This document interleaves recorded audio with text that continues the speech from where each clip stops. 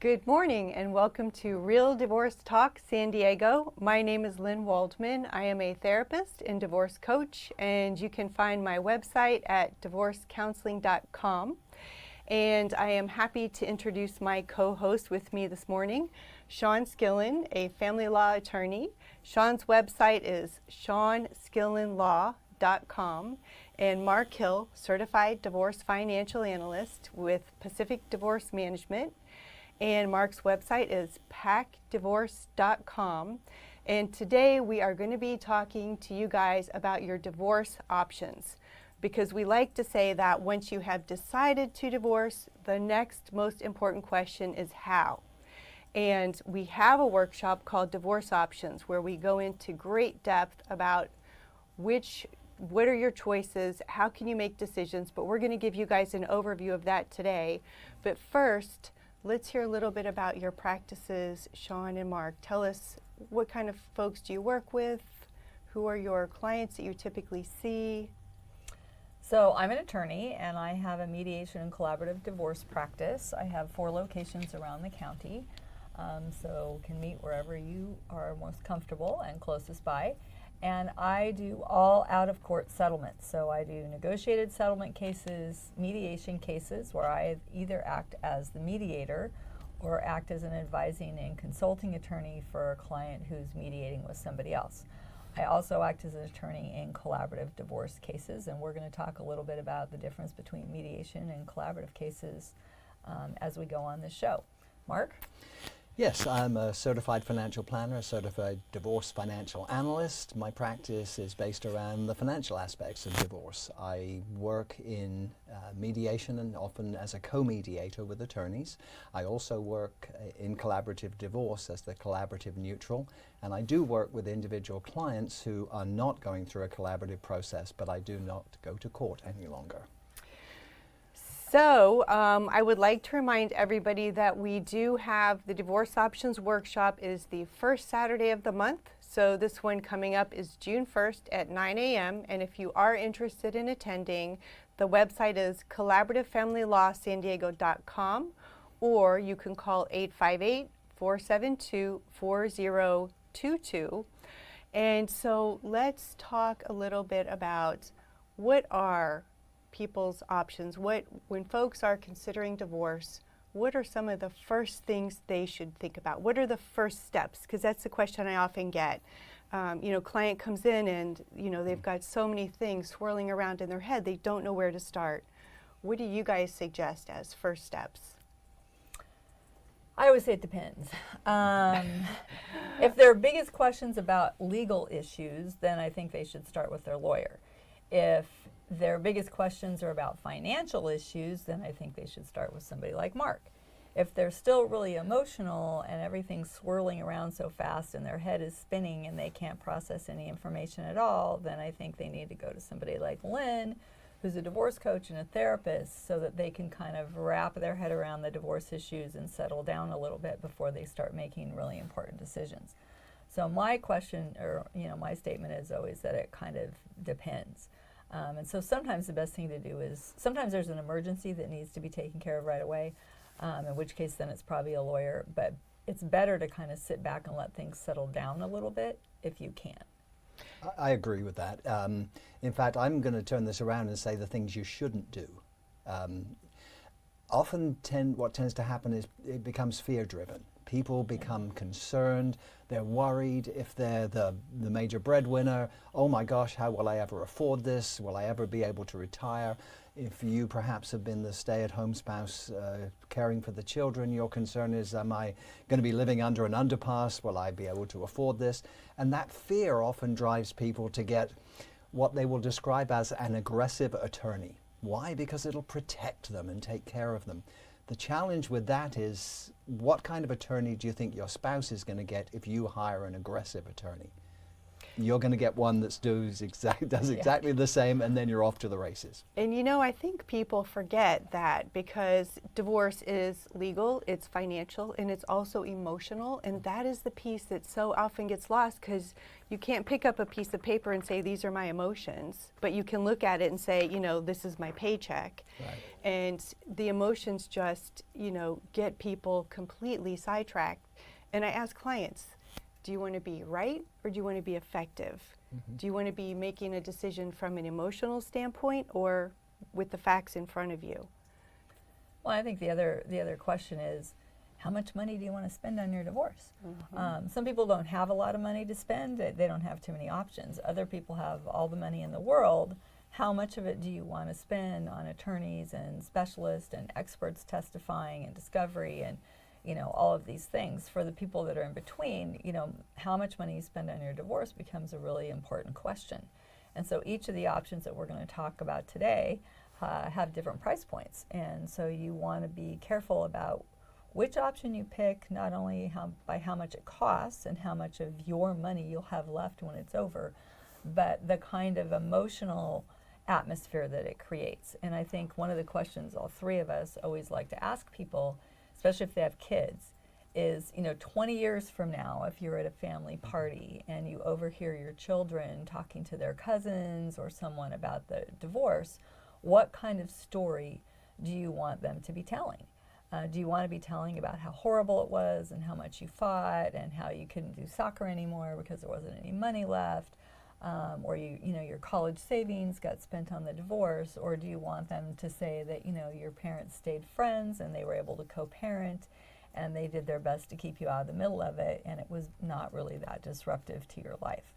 So you have to kind of give some thought to how you want this process to look down the road, because somebody said the other day, I can't remember where I heard this or saw this or read this, but somebody said, somebody can give you a cactus, it doesn't mean you have to sit on it. So divorce is kind of cactusy. It's cactusy. You have to decide, you know, just how much of those thorns you want to poke at or sit on, and it is a really emotional time. It's very upsetting. It's very anxiety provoking in many different areas.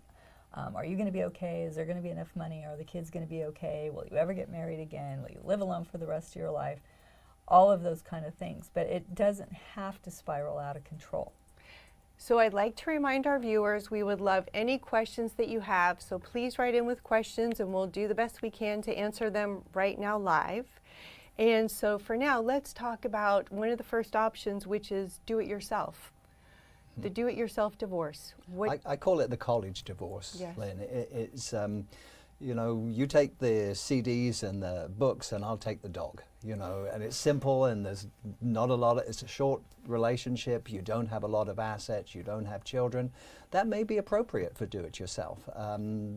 You can go down to the courts, the facilitators will help you with the paperwork, and if you're in agreement about how you're going to divide things, very, very straightforward. But the challenge comes when you have children, when you have assets, where you've commingled a life financially. It takes a lot of examination to determine how that can be separated and set you both up for success post-divorce. So do-it-yourself is certainly an option. An increasing number of people do it. We have all seen judges get frustrated with people trying to do divorce by themselves because they really don't care, and Shawn, you should address this, that the people don't know what they're doing in their court. So my advice is that before you jump down any path, though, that you step back and take an inventory. And so with do-it-yourself, is it simple? Is it straightforward? Is it short-term? Are there no kids to worry about? Yeah, so the do-it-yourself divorce, there's some books out there. Nolo Press puts out a book that's pretty good. And the Family Law Facilitator Office is at every family courthouse in the state of California. It's required by state law that those services be offered. So whatever county you're in, you can Google your county court. In San Diego, I just always put in SD courts and it comes up. And you can click on that button, click on the Family Law tab on the top banner, and it will take you to some self-help services. You can now sign up for their workshops and make appointments online. So their workshops are kind of lengthy. You're required to go and sit through how to kind of fill out the forms and things like that. Only so much help is available to you. There are court forms. Court forms are available online at your local county court website as well, especially in San Diego. And there's packets that you can download. You don't have to figure out each individual form. And the courthouse even has some kind of fill-in-the-blank agreements that you can use. They're fine, like Mark said, for the college-type divorce. If you have retirements and things that need to be divided, they're not sufficient. If you own businesses and things like that, also not sufficient. But if you can do it through the facilitator's office at your local courthouse. And so in San Diego, there's one in South Bay, there's one in El Cajon, there's one downtown at the new courthouse at 1100 Union Street, and in North County. So that's one of your options. It's, of course, inexpensive. You have to be able to work with your spouse to be able to get things done, because there's papers that both of you have to sign. And if you end up not being able to come to an agreement, then you will eventually end up in front of a judge, and you will have your own little trial. And their job is not, the court's job is not to teach you how to do a trial. They won't help you along. They do expect you to understand what evidence you need to present and how you need to present it. And sometimes people say, oh, well, the judge won't let anything bad happen. And the judge doesn't want anything bad to happen, but they can only make decisions based on the information that you provide them and the information you're allowed to provide them. So you do need to be prepared. So if you end up having to go to court in a do-it-yourself, I would at least go consult with an attorney so you know how to be prepared. And so what about litigation? What are some of the pros and cons of litigation? And I want to remind our viewers, please write in. We would love questions. We are talking about the different options for how you divorce. And so litigation. So litigation is what most people think of when they think about a divorce. You get a lawyer, I get a lawyer, we kind of hash it out in court. So it's the most expensive way to get divorced because you're each paying your own attorney. There's formal discovery that has to be done, which is, you know, getting all the bank statements, the mortgage statements, the car loan statements, the credit card statements, the business statements, the ledgers for the business, the tax returns, all those things. And so when it's done in a litigation case, that's done formally through certain formal requests, and it gets more expensive. If you have pensions that need to be valued, businesses that need to be valued, real estate that needs to be valued, then experts are hired, sometimes different experts by each side. Sometimes you might agree on one. And so it gets cumbersome, it gets time consuming. And you know, litigation is kind of a I want to win so you kind of lose kind of thing, and both sides are trying to win. So it's adversarial, and if you have kids, I always think it's the least productive way to get divorced because it's kind of hard to shake hands when it's all over and then go back to the Little League game together and smile. So, but that is the traditional way that most people think of getting divorced. So I don't know, Mark, do you want to add to what the bad things are about litigation? I think it's so time consuming for people and they don't think about this, and you lose control of your time. If the court says you're going to be here on June the 3rd, you will be there on June the 3rd, or you will have lawyers representing you on June the 3rd. You don't get to say that's a bad day for me, I'm gone that week. You show up. Also, the delays involved are pretty bad, and you can talk more to this, Shawn, than I can at this point, but I've heard that it's months and months just to get in front of a judge, and some of these cases are taking 2 and 3 years to get through. You know? Yeah, I've got one right now where the clients called me this week, and they've been in litigation for 2.5 years. And they just went to their mandatory settlement conference. This is kind of your last ditch chance to settle it out of court with an attorney or a retired judge who volunteers to kind of help try and settle the case, and they were unable to. So they're set up for 2 weeks of trial coming up, you know, over the course of the next 3 months, and they came to me and said, do you think we can mediate this, because we're not getting anywhere with our lawyers and they want more money and blah blah blah. So, you know, it gets very time consuming. It does take a long time, so it'll be like 3 years by the time they finish their case. And you do kind of get on a schedule once you go down the litigation route. The court will say, this is when you have to have your discovery finished. This is where you have to designate your witnesses. This is when you have to do that. So whether you're ready to make those decisions or not, you're kind of forced along this court timeline. So in the other processes, you have more control. The good things about litigation are that it will get done. I mean, it will get settled. The court will force you forward. And if you can't agree with your soon-to-be ex-spouse on how to handle the house or the kids or the bank accounts or the business or the retirements, the court will tell you how you're going to handle it. So it will get done eventually. And the courts, Mark's completely right. The courts are very backed up and very behind, so it doesn't happen quickly. But it will get done. There will be orders made and decisions will be made. So you can compel, basically, in the court environment. And if you've got someone that's dragging their feet that perhaps doesn't want the divorce, and so they're just trying to string it out in the hope that the other party will come to their senses and come back into the marriage, the court process may be what you need to get things going. So we do appreciate that. But I would echo what you've already heard, which is basically, it's the least productive way to do it. It's the most stressful way to do it. And the end result often tends to exacerbate the issues that made you get a divorce in the first place. I mean, I found that when people come in to see me initially, they don't usually hate the spouse. They're not usually wanting to hurt them or to get the most they can from them. They will always tell me they want what's fair. Of course, the challenge is, you know, fairness is like beauty. It's very much in the eye of the beholder. But at the same time, unless you can get into a process that allows you to communicate, the results will probably not be what you hope you're going to come out with. And so unless you've got somebody on the other side who's really not cooperating at all and won't come into any kind of alternative dispute resolution process, the courts are the way to go. And you're right, there are so many delays with it, and I've heard recently that the court now is setting trials for February, that they're so backed up.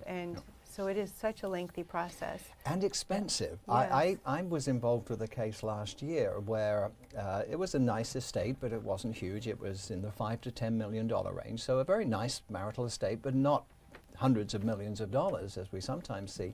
And the result, they were going to have a trial in April. It got continued to October. I called up in October or in like August and said, what's going on? I need to look at this case again. I've forgotten all the details if we're going to trial. And got a call back from the client, and the client's response was, oh, I settled it. Oh, wow. I said, why? I said, we had a very good case. It was, I won't go into details, but I thought we had a very good argument. He said, I was told that it was going to be a 10-day trial, and my lawyer wanted a $250,000 retainer to try the case. His response was, I figured I could give it to him or give it to her, and if I gave it to her, I might get some brownie points. So I did, but I didn't. So, but I mean, people don't, what tends to happen in litigation is people walk into a lawyer and they say, I want a $10,000 retainer. So you write the check and you walk out of there going, well, that's not bad. I don't mind paying $10,000 for the divorce. But then 3-4 months later, the retainer is gone and nothing's occurred that you can see. They have been working, they've been perhaps putting the documents together, and then there's more money. So the challenge with litigation is that the costs tend to escalate as we approach court if we cannot settle it. Whereas in alternative dispute resolution, it's the opposite.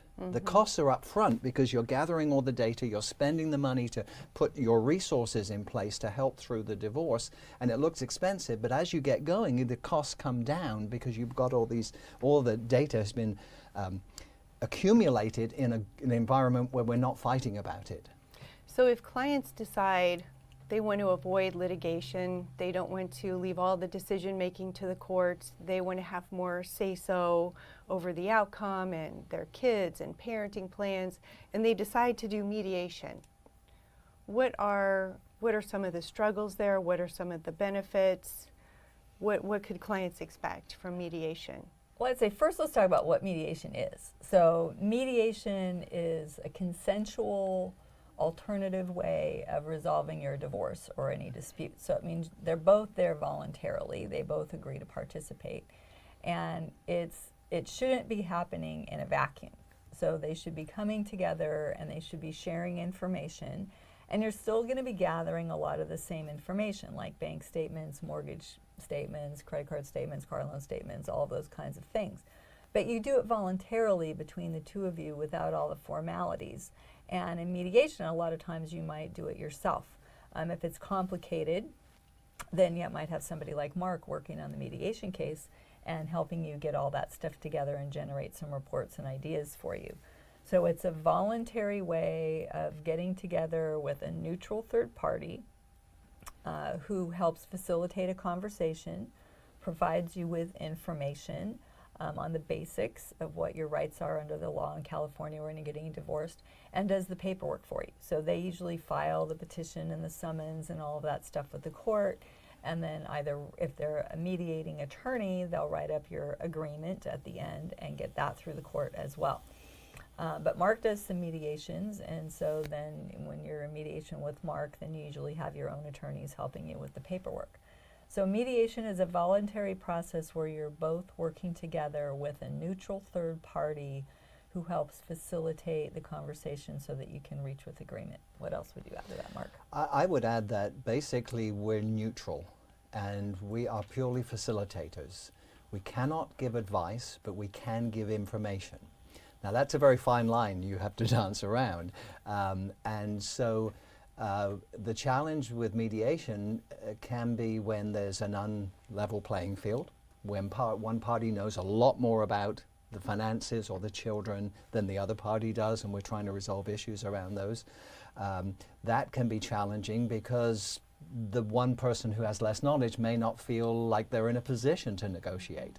So it works best when you have both parties who are comfortable in each other's presence and also have a pretty even knowledge or can be brought up to speed so they have an even understanding of what's going on with the finances and the children in the marriage. And another difficulty could be that one person might be a better negotiator than the other. Just maybe not have those skills, or kind of like what you're saying, feel at a loss with the information. Yeah. And that makes it difficult.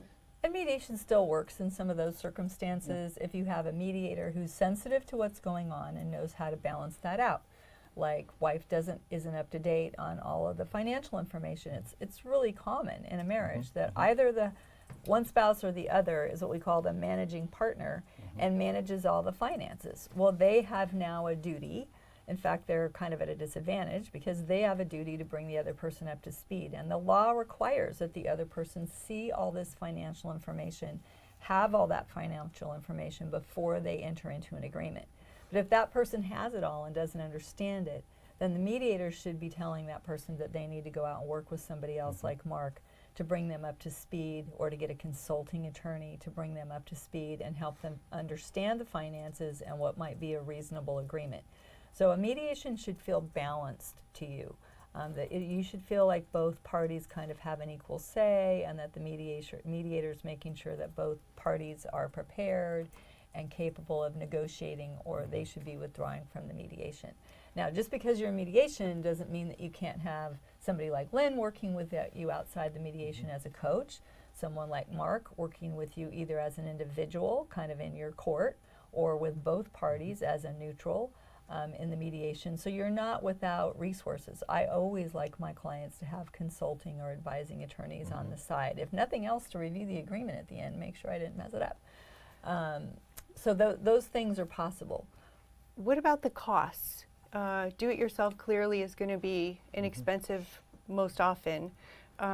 Litigation could be terribly expensive depending on the fight and how long it goes. But what about mediation? What can you say what the average cost is? A successful mediation is certainly probably the most inexpensive way to do this. I won't say that it's necessarily the cheapest, because a failed mediation that goes to litigation can end up being very expensive. So there are certainly risks associated with any approach you take in divorce, and there's no guarantee of a successful outcome. But generally, it is the most inexpensive way to get divorced, in my experience.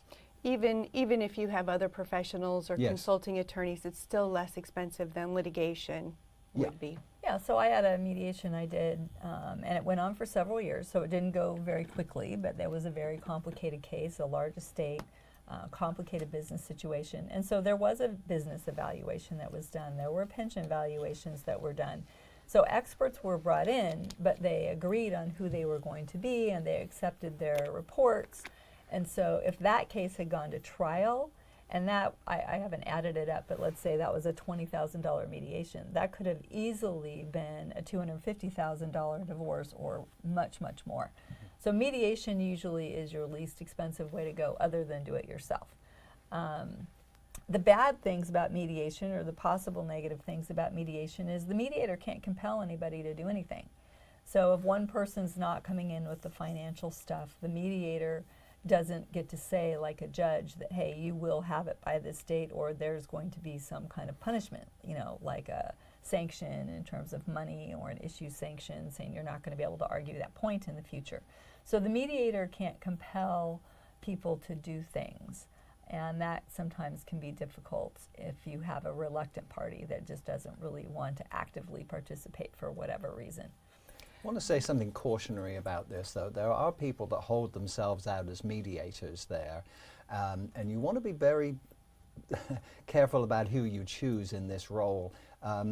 If any of the people listening to this broadcast want to be a mediator, the only thing you have to do is hang out a shingle and say, I'm a mediator. There's no requirements, either federal or state, that you have to do. Now, all of us have had training in mediation and have worked in the field for years, but there are individuals out there holding themselves out as divorce mediators that we see the cases after they mess up, basically. They come to us after they've gone through challenges. So be very careful about who you utilize. And if you're mediating with someone who's not, if you're a mediator with someone who's not an attorney, then you need to have a consulting attorney. Yeah. What are some good questions for folks to ask if they're interviewing or considering a possible mediator? Like, what are 2 or 3 of your top questions you would say they should ask? So I think they want to know what kind of professional they are. Are they an attorney? If they're an attorney, do they practice family law?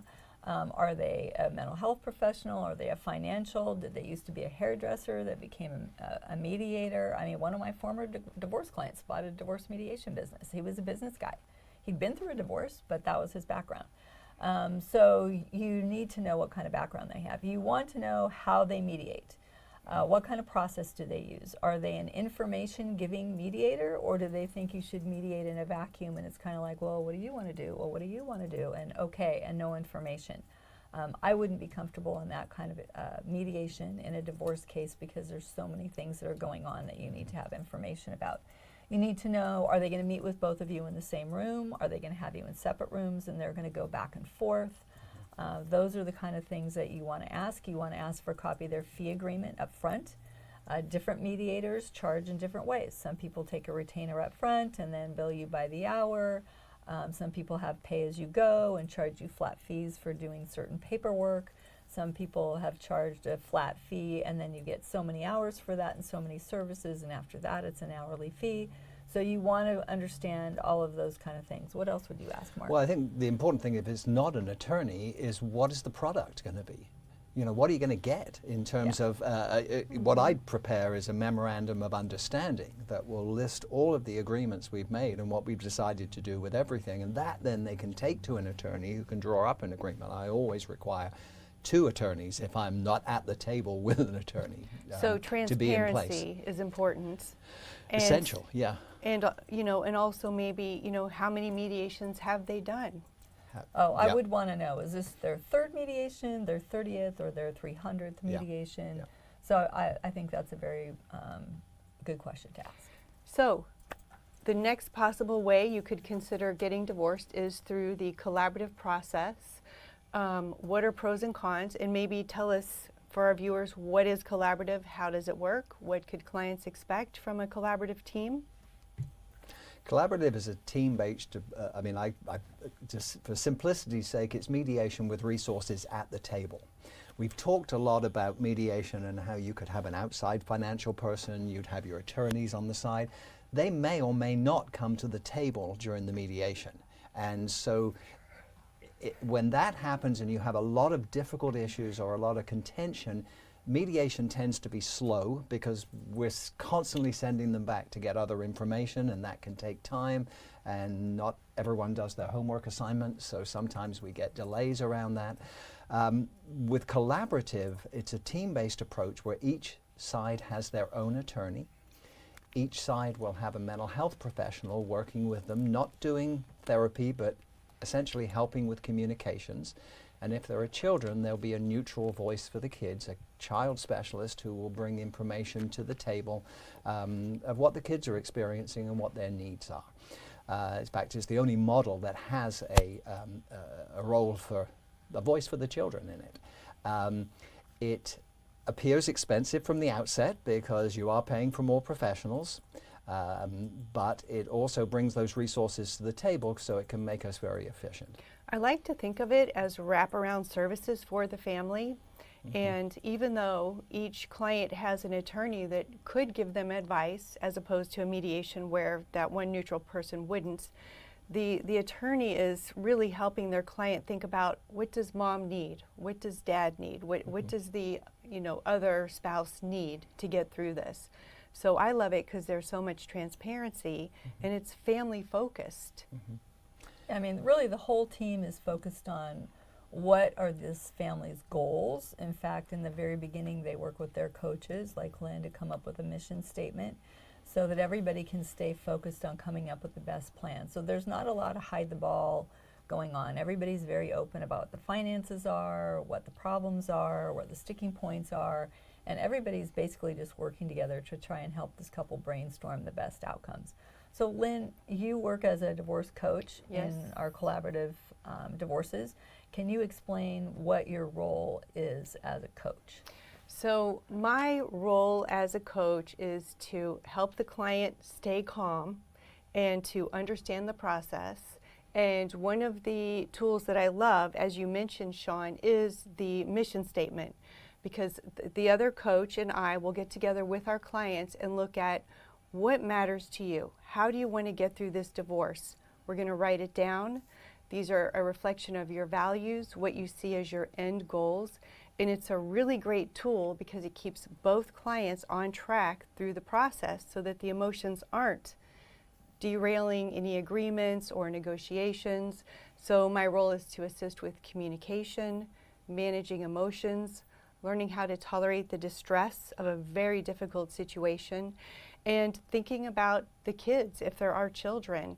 What are the children's needs? We'll work with the child specialist in coming up with a parenting plan. And our focus is going to be, how can we get this family through this process that's going to be good for both of them, as best as it can be, actually. Maybe good isn't the right word, but as best as it can be through a difficult process. Yeah. So sometimes clients they always have their own attorney, but sometimes they have their own coach, and sometimes the coach works with both parties. When you're working with both parties, how is that different from when you're just working with one? When I work with both parties, I feel like it's so important for both of them to feel heard and understood on an emotional level.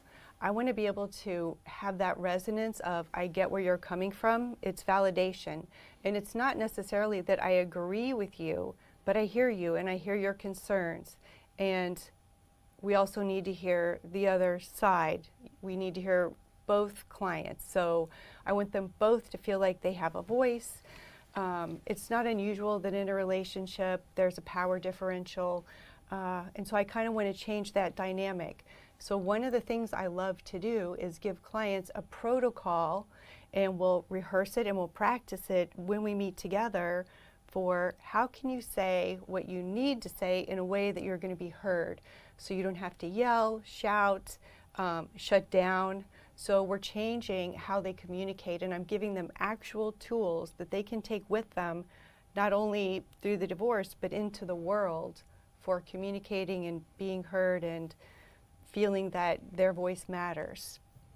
So Mark, the financial person in a collaborative case is almost always there. We don't necessarily need a child specialist if there aren't kids. But what is your role in a collaborative team process? Well, my role is very much upfront. Initially. In fact, most of the work will be done with me because I need to gather all the financial data, put together a report that says this is the pie.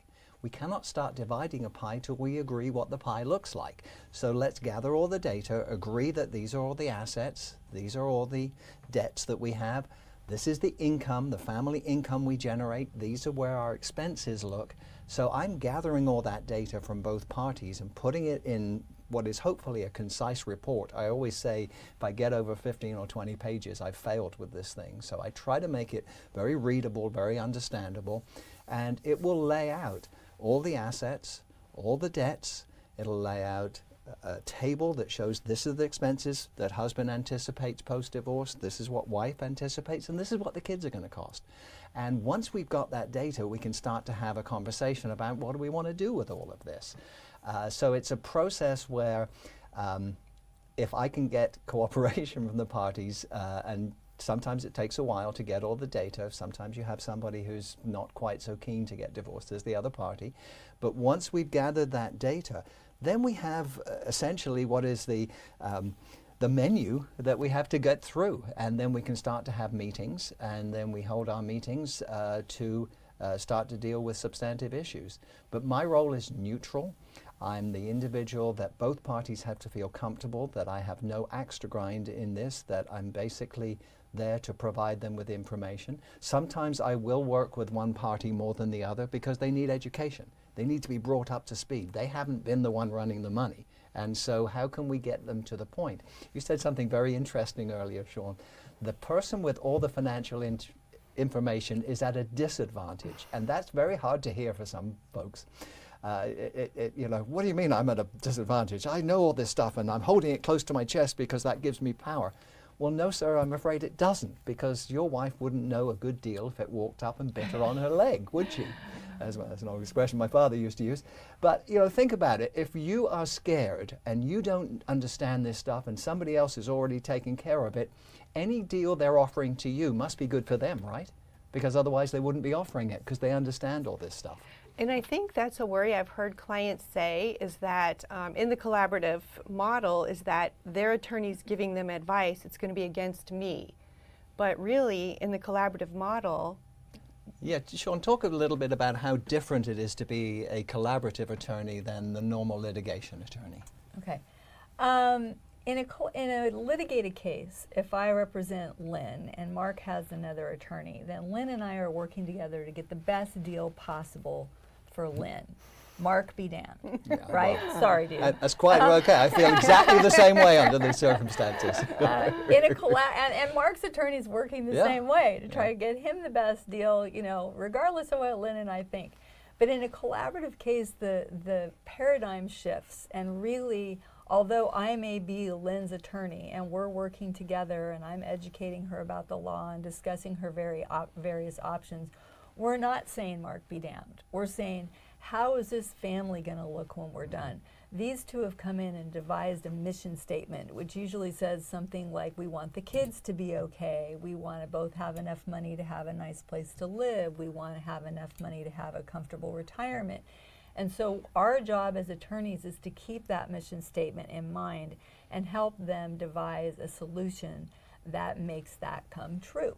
So it's not a I'm out to get you and you're out to get me type thing. It's a working together thing to try and make the best personalized divorce outcome for this particular family. So it's a very different role. There's no formal discovery.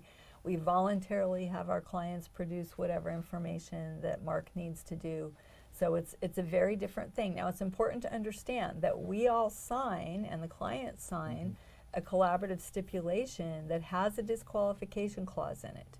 And that's one of the risks of collaborative, kind of just like you could spend a lot of money mediating and be unsuccessful and then have to go to court anyway. If one of the parties drops out of collaborative process, both parties have to get new lawyers and start over.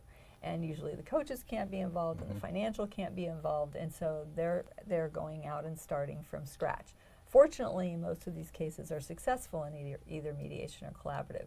I also just wanted to add that Mark, or whoever the financial person is, in addition to their role being collecting all the finances, is they kind of become the keeper of the process. They kind of become the person who, since they are neutral, schedules the meetings and makes sure that we all stay on track and things like that. So they have an additional role.